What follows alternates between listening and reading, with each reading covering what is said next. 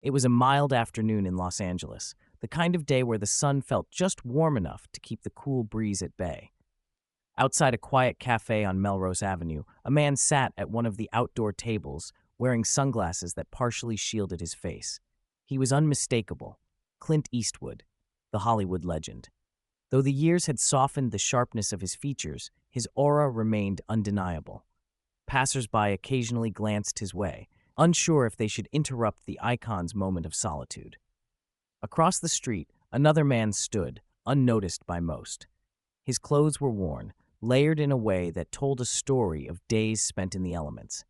His hair was disheveled, and he clutched a small cardboard sign in one hand, while his other fidgeted nervously in his pocket. His name was Kevin, and today marked his third week sleeping behind a dumpster at a nearby convenience store. Kevin hadn't eaten a full meal in 2 days. His stomach gnawed at him, a relentless reminder of how far he had fallen. As he scanned the cafe for someone who looked approachable, his eyes locked on Clint Eastwood. At first, he hesitated. What could a man like that possibly care about someone like me? But hunger has a way of eroding pride. Taking a deep breath, Kevin crossed the street, each step heavier than the last. His voice was almost inaudible as he approached the actor's table. "Sir, can you spare $1?" Clint looked up slowly, removing his sunglasses. His expression was unreadable, and for a moment, Kevin wondered if he had made a mistake. Then, Clint leaned back in his chair, studying Kevin as if trying to piece together a puzzle. The seconds stretched on, and Kevin's anxiety grew. Just as he was about to apologize and walk away, Clint finally spoke. $1, huh?" His tone was neutral. Then, with a hint of a smile, he added, "Sit down. Let's talk." Kevin hesitated. The invitation felt surreal, almost like a scene from one of those movies he used to watch when life was simpler. Sit down? With Clint Eastwood? He scanned Clint's face for any sign that this was a cruel joke, but there was no malice there, just a calm curiosity that made him feel both exposed and oddly comforted.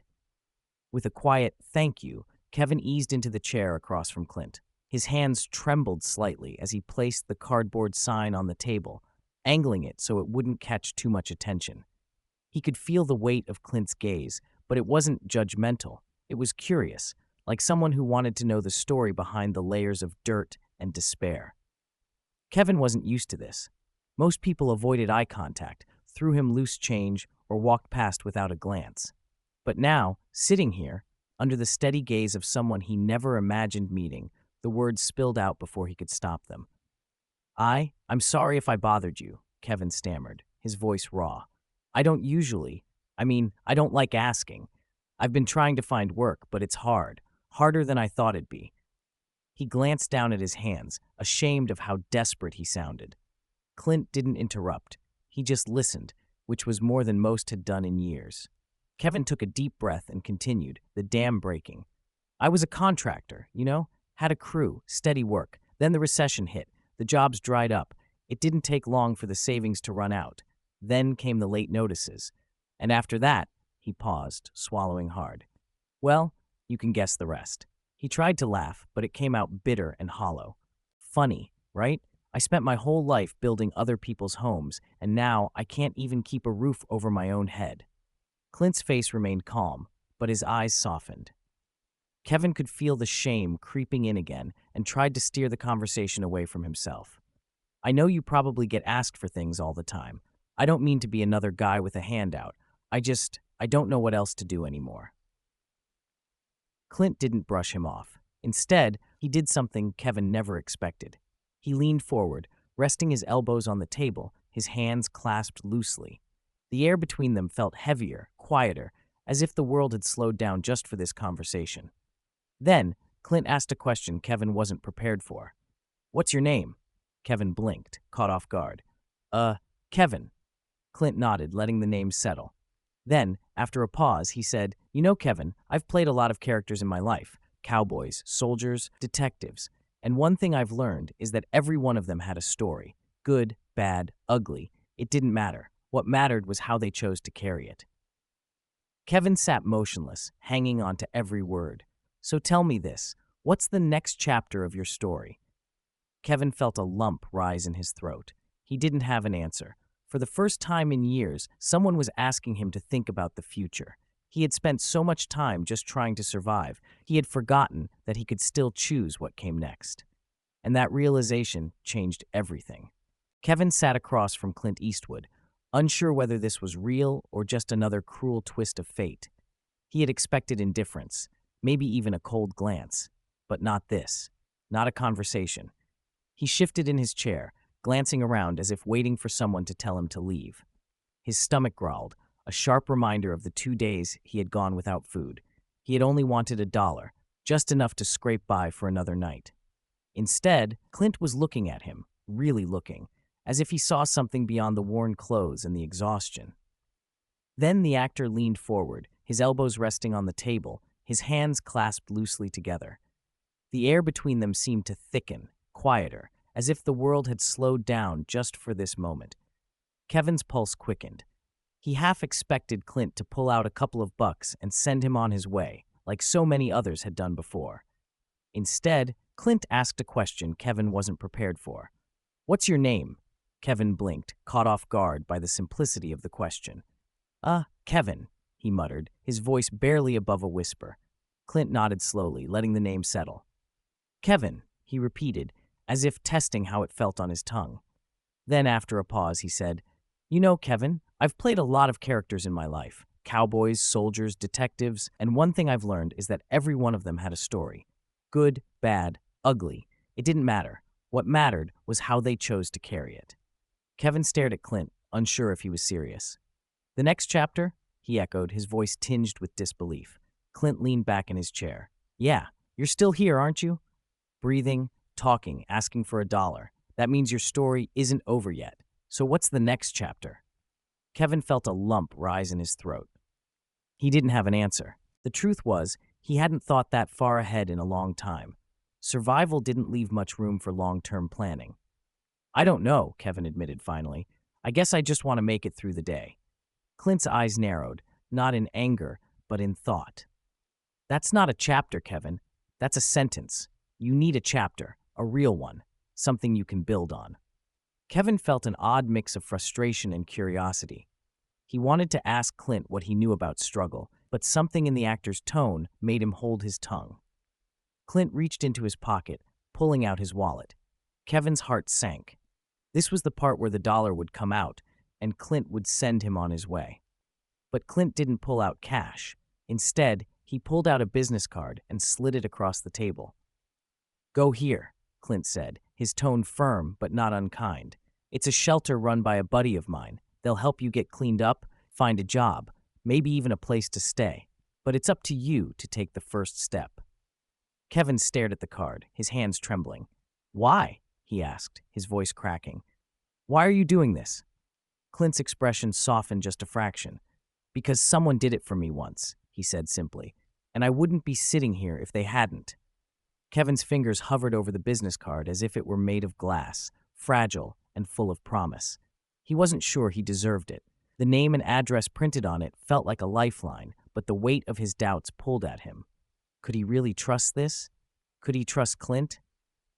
"I don't know, man," Kevin said after a long silence, shaking his head. "I've tried places like that before. They don't really help people like me."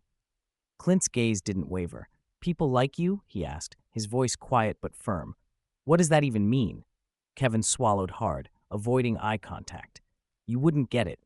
Guys like me, we're just forgotten." Clint leaned forward again. "You think I've never been down?" he said, his voice even but full of weight. "You think I don't know what it's like to feel like you're carrying the world on your shoulders and no one's there to help you lift it?" Kevin looked up, startled. Clint's face, though calm, carried the weight of his words. "I grew up dirt poor in the middle of the Depression," Clint continued. "I know what it's like to go to bed hungry, wondering if tomorrow's going to be any better.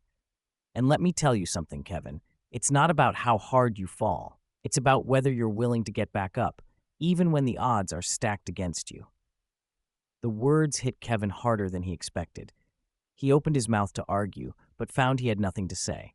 Clint leaned back, his tone softening. "Look, I'm not going to sit here and pretend I have all the answers," he said. "But what I do know is this. Life isn't fair, and it never will be. The only thing you can do is decide whether you're going to let that break you or build you. Kevin stared at the card again, his mind racing. He thought about the nights he had spent on cold concrete, the meals he had scavenged, the faces that had turned away from him. And now, here was this man, a stranger, a legend, telling him he was worth more than all of that. For the first time in years, Kevin felt a spark of something he couldn't quite name. Hope, maybe. Or maybe it was just the realization that he had nothing left to lose. "I'll think about it," Kevin said finally, his voice barely above a whisper. Clint nodded. "Good. That's all I'm asking." And just like that, Kevin's next chapter had begun. Clint Eastwood sat at the small cafe table, his sunglasses shielding his eyes from the afternoon sun. Across the street, Kevin gripped the worn business card in his hand, his mind racing.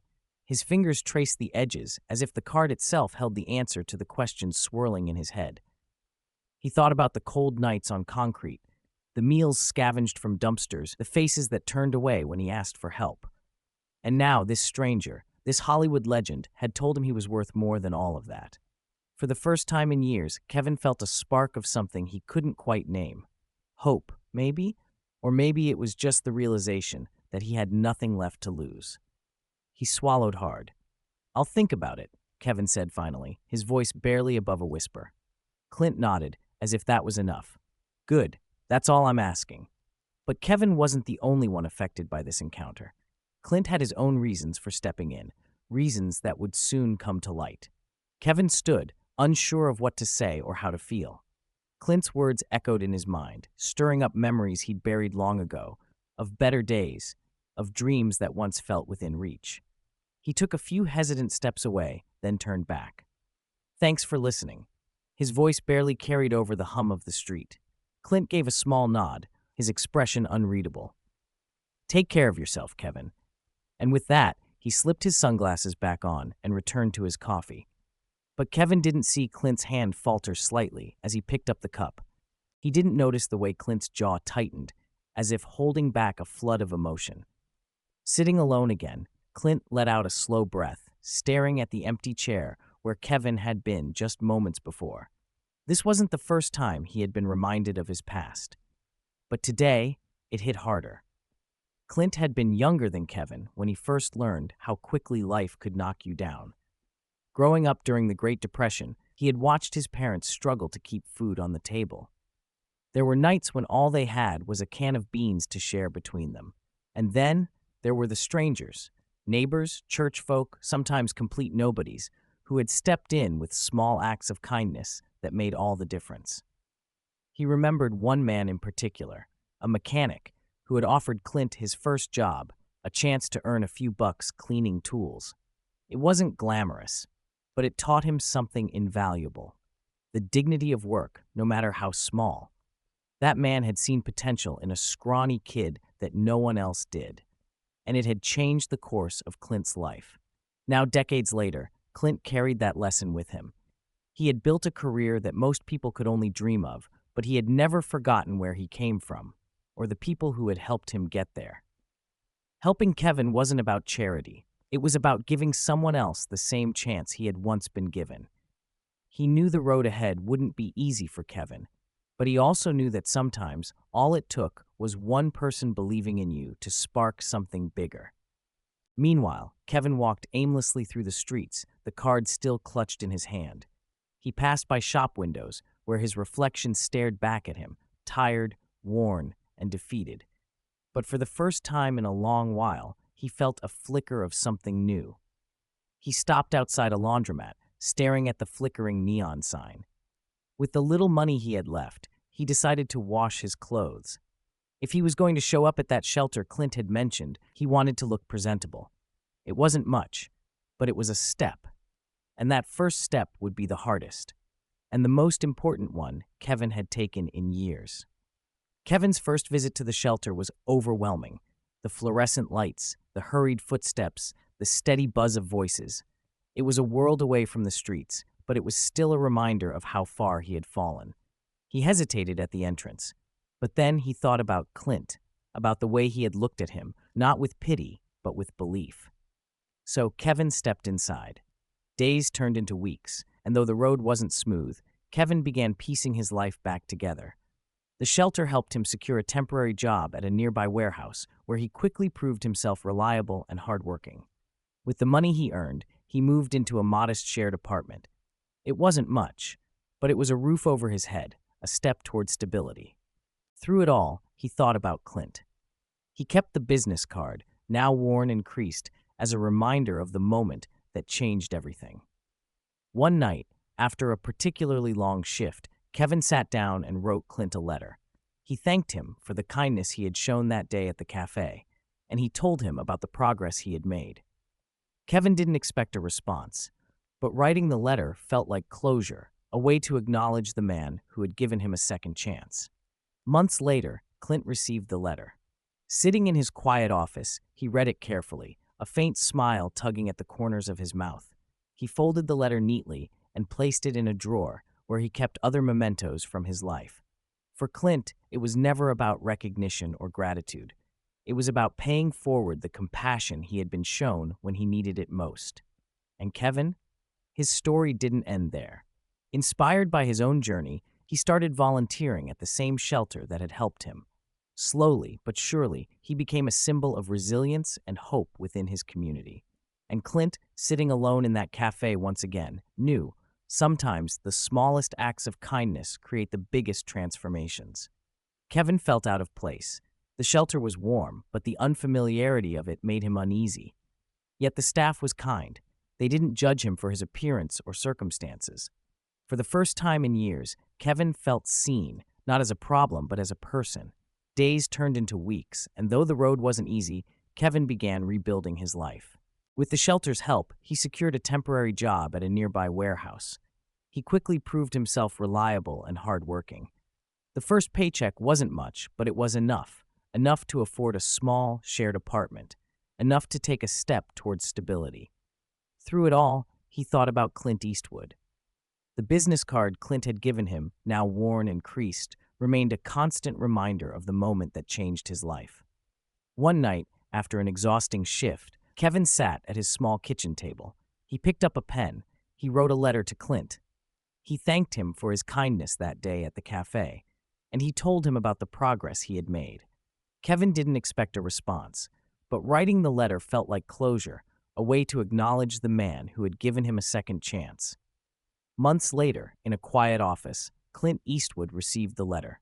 He unfolded the paper and read every word carefully.